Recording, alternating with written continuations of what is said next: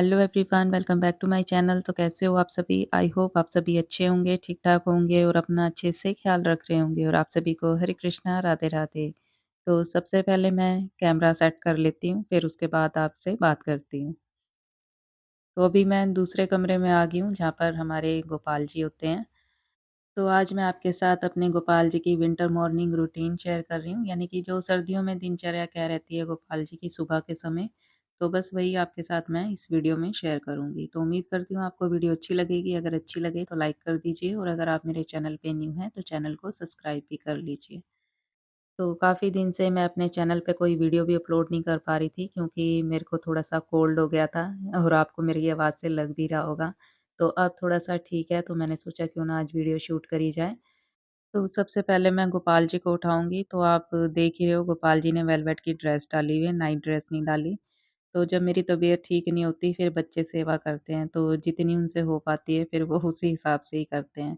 तो मैं बच्चों पे कोई प्रेशर भी नहीं डालती, जितनी सेवा वो कर पाते हैं उतनी कर लेते हैं।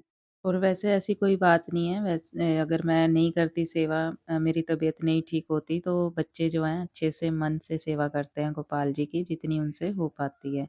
तो आज सुबह मैं 5 बजे उठ गई थी, उसके बाद थोड़ा-सा डेली रूटीन का जो घर का काम होता है, जैसे झाड़ू-झूड़ू लगाना, उसके बाद स्नान करके आज मैंने अपने बाल भी धोए हैं क्योंकि काफ़ी दिन हो गए थे कि बाल भी नहीं मैंने अपने धोए थे। तो इसीलिए आज मैंने सुबह ही अपने बाल भी धो लिए। तो गोपाल जी तो उठ गए हैं, अब इनको मैं पिलाऊँगी पानी। तो कई लोग क्या करते हैं कि जब गोपाल जी को उठाते हैं, तो उठाते सार ही दूध पिलाते हैं। तो सबकी अपनी-अपनी श्रद्धा है, पर मैं गोपाल जी को उठा के पहले पानी ही पिलाती हूँ, जो उनके पास रखा होता है। और फिर गोपाल जी को स्नान करा के इनको मैं ड्राई फ्रूट का या दूध का भोग लगाती हूँ। तो बस गोपाल जी को मैंने पानी दे दिया है, जब तक गोपाल जी पानी पीते हैं, मैं यहाँ से मंदिर कर लेती हूँ थोड़ा-सा साफ। तो ये वाली जो ड्रेस है गोपाल जी की, ये इन्होंने कल पहनी थी, तो इसको मैं अच्छे से रख देती हूँ फ़ोल्ड करके। और ये जो गोपाल जी की वूलन ड्रेस हैं, ये भी मैं घर पे ही बनाती हूँ, तो जल्दी वीडियो आपके साथ शेयर करूँगी कि मेरे गोपाल जी के पास कौन-कौन सी वूलन ड्रेस हैं। और मैंने अभी गोपाल जी की कुछ ड्रेसें बनाई भी हैं, तो जैकेट वाली और जो पजामी सूट होते हैं, वो ही बनाई हैं। और जो फ्रॉक स्टाइल में वूलन ड्रेस होती है गोपाल जी की, फिलहाल मैंने अपने गोपाल जी के लिए वो वाली ड्रेस नहीं बनाई है, अपने मम्मी के गोपाल जी के लिए और दिल्ली में भी हमारे गोपाल जी हैं, उनके लिए बनाई है फिलहाल। तो अभी जो अपने गोपाल जी हैं, इनके ड्रेस बनाने का ही नंबर लगाऊँगी मैं क्योंकि हमारे गोपाल जी की इस बारी कोई भी ड्रेस न्यू बन नहीं पाई है, तो इनकी ड्रेस अब मैं बनाऊँगी। तो मंदिर तो अच्छे से साफ कर दिया मैंने और अब यहाँ से भी कर लूँगी मैं साफ और जितने भी ये फूल चढ़ाए होते हैं सभी देवी-देवताओं को या गोपाल जी को भी, तो ये जो मेरे घर में प्लांट लगे होते हैं, ये मैं उसी में डाल देती हूँ। और अब यहाँ से भी मैं करूँगी अच्छे से साफ। तो हमारे घर में एक चूहा आ गया है, तो उसने काफ़ी तंग करा हुआ है, तो गोपाल जी के पास प्रसाद रखा होता है, तो वो उठा के खाने लग जाता है। तो देखते हैं इसको पकड़ के फिर बाहर छोड़ के आएँगे। और ये जो बुक स्टैंड है इसको भी मैंने अच्छे से झाड़ के कर दिया है साफ और अभी मंदिर की डीप क्लीनिंग भी करने वाली हो गई है क्योंकि कार्तिक मास चल रहा था, तो कार्तिक मास के चलते हुए तो मंदिर की डीप क्लीनिंग नहीं हो पाई, कार्तिक मास से पहले ही करी थी। तो देखते हैं जब समय मिलेगा फिर मैं मंदिर की अच्छे से साफ-सफाई भी करूँगी। और ये जो मोर पंख है ये मैं भगवत गीता में ही रखती हूँ क्योंकि अगर मैं पढ़ती हूँ तो धागा लगा लेती हूँ और अगर घर में कोई और पढ़ रहा है तो उसके निशानी लगाने के लिए ये जो मोर पंख है मैं एक्स्ट्रा इसमें रखती हूँ। और फटाफट से धो लिए जाएँ पूजा वाले बर्तन।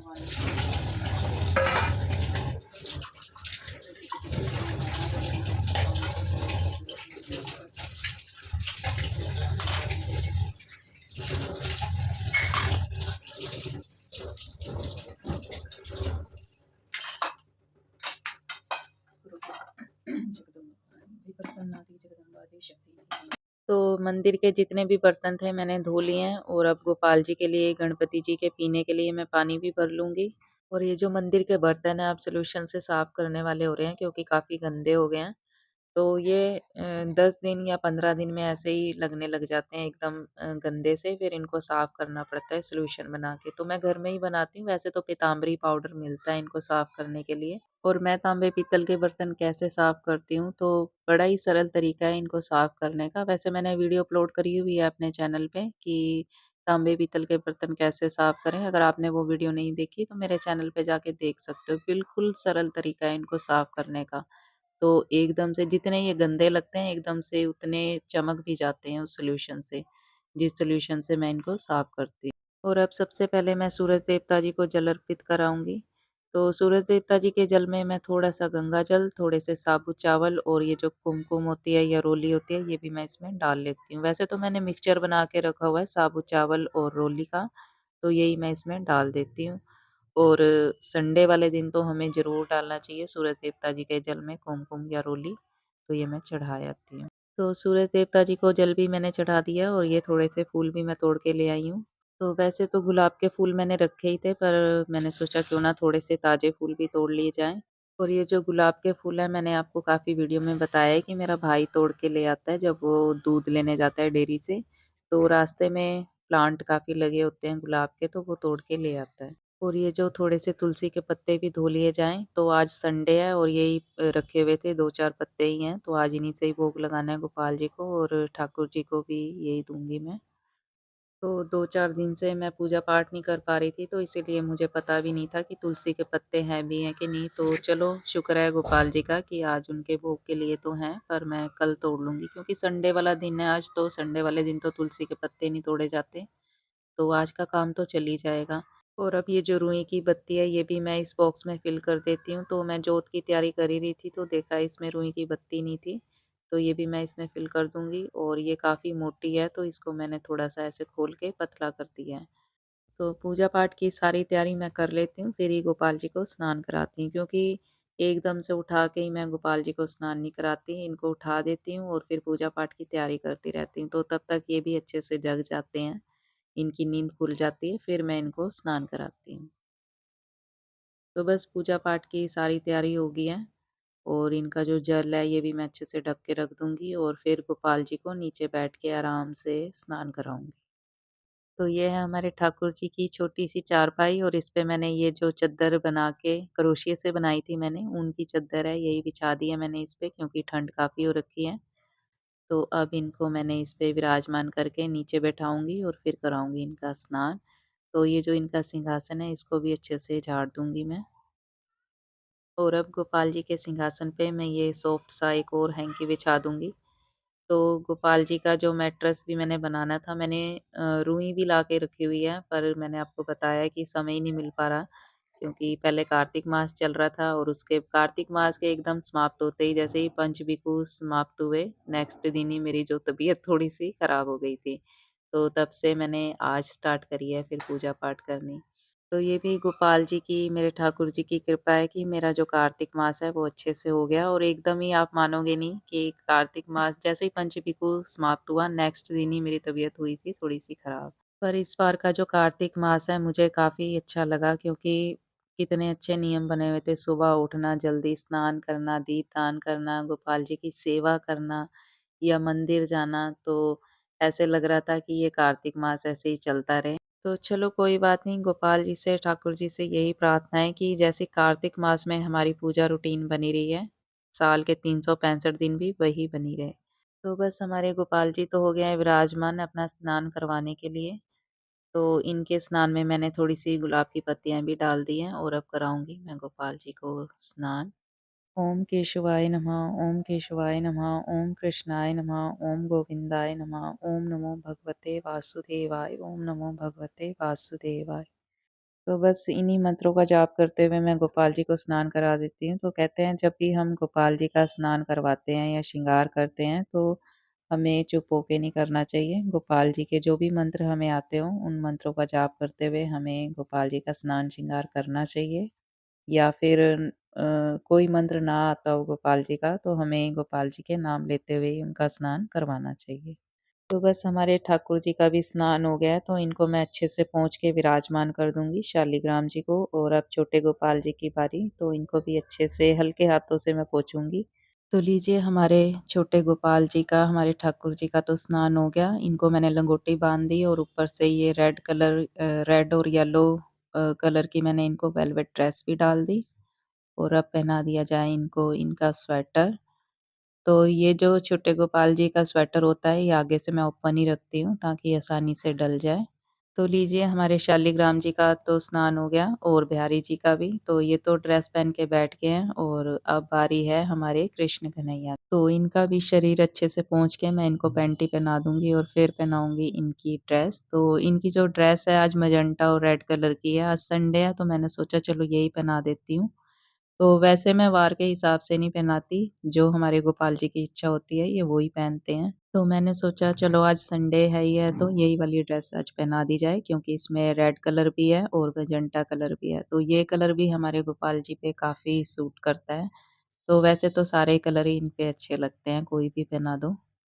और अब मैं करूँगी गोपाल जी का चंदन से श्रृंगार। तो चंदन से श्रृंगार करना मुझे तो अच्छा लगता ही है कि मैं गोपाल जी का चंदन से अच्छे से श्रृंगार करूँ, पर हमारे गोपाल जी को भी काफ़ी अच्छा लगता है अपना श्रृंगार करवाना। तो ये जो चंदन है, ये मैंने थोड़ा-सा गोपी चंदन और थोड़ा-सा अष्टगंध चंदन मिक्स करके एक पेस्ट बना लेती हूँ, फिर इसी से मैं गोपाल जी का श्रृंगार करती हूँ। तो वैसे तो आईब्रो बनी हुई है हमारे गोपाल जी की, पर फिर भी मैं एक आउटलाइन कर देती हूँ, इनके तिलक लगा देती हूँ और थोड़ी-सी डॉट डॉट सी लगा देती हूँ आईब्रो के ऊपर, जो कि देखने में काफ़ी सुंदर लगता है श्रृंगार गोपाल जी का। तो कई लोग क्या करते हैं कि सर्दियों में गोपाल जी का चंदन से श्रृंगार नहीं करते, तो ये भी अपनी-अपनी श्रद्धा ही है। पर हमारे गोपाल जी काफ़ी नटखट हैं, ये अपना श्रृंगार करवाते हैं। तो ये देखिए बड़े गोपाल जी ने तो करवाया ही है, तो ये छोटे जो गोपाल जी हैं ये भी पीछे नहीं रहते, इन्होंने भी करवा लिया। तो बस जैसे इनकी इच्छा होती है ये वैसा अपना श्रृंगार करवा लेते हैं और बाकी जो ये बचा हुआ चंदन होता है ये मैं अपने माथे पे तिलक लगा लेती हूँ। तो इत्र लगाना मैं भूल गई थी ठाकुर जी को पहले, तो अब लगा देती हूँ। तो ठाकुर जी को और गोपाल जी को मैंने इत्र भी लगा दिया और अब ये जो तिलक है इनको भी अच्छे से बंद करके रख दिया जाए।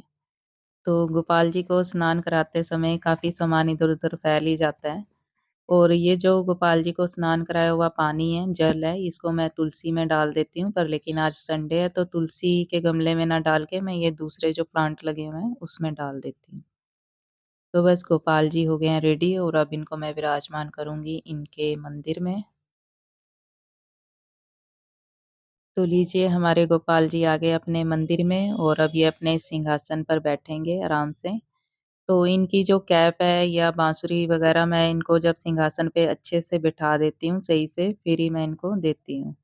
और ये है तुलसी माला, तो ये तुलसी माला भी मैं ठाकुर जी को दे दूँगी क्योंकि तुलसी माला जो ठाकुर जी के पास हमेशा ही रहनी चाहिए। और अब पहना दी जाए गोपाल जी को इनकी कैप, तो छोटे गोपाल जी को भी मैं पहना देती हूँ। तो इनका तो पूरा मुँह ही ढक गया था, जो कि मुझे ध्यान नहीं रहा था उस समय। तो अब इनको गोपाल जी को मैं कंगन भी पहना देती हूँ और दूँगी इनको बाँसुरी। और ये जो झुनझुना है, ये भी मैं इनको दे दूँगी गोपाल जी को ताकि इनका जब भी मन करे खेलने का, तो ये खेल लें। तो छोटे गोपाल जी की कैप से तो पूरा मुँह ही ढक गया था, तो मैंने ऊपर कर दी है।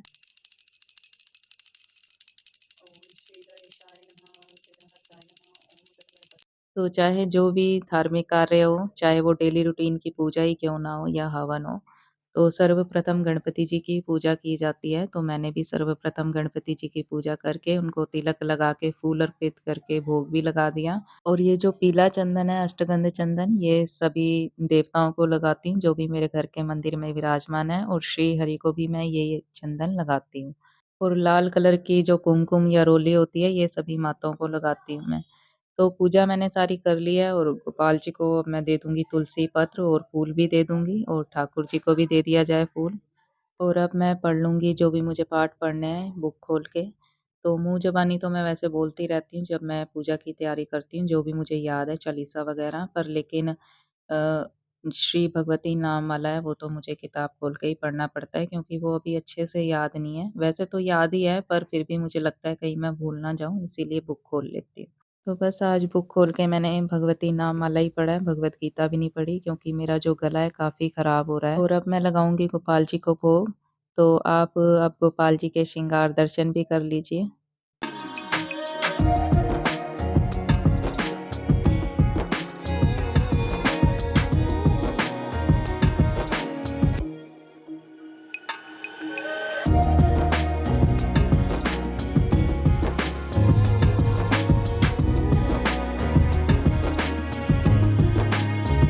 तो तो बस यहीं तक थी आज की ये वीडियो। उम्मीद करती हूँ आपको वीडियो अच्छी लगी होगी। अगर अच्छी लगी है तो लाइक, शेयर और सब्सक्राइब ज़रूर कर लीजिए मेरे चैनल को और कमेंट बॉक्स में अपने सुझाव देना बिल्कुल मत भूलिए। मिलते हैं नेक्स्ट वीडियो में, तब तक के लिए हरे कृष्णा।